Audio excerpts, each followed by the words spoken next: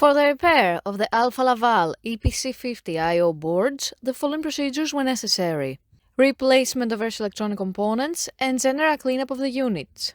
For testing, we had a series of power supplies and a spare OP board.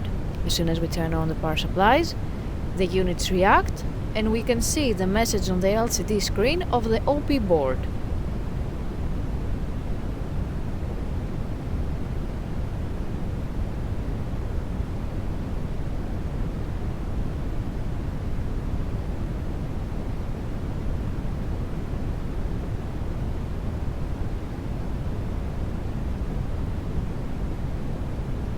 No further testing is possible due to lack of additional units.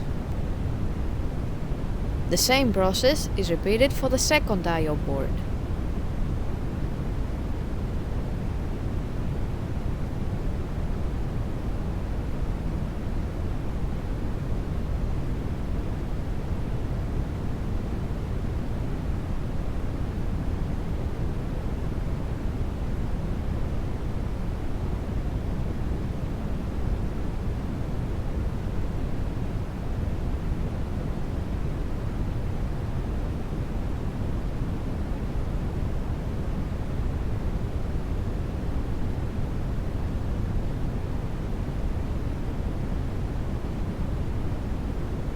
It is now clear that both I/O boards are operating successfully and are ready to be delivered to the customer.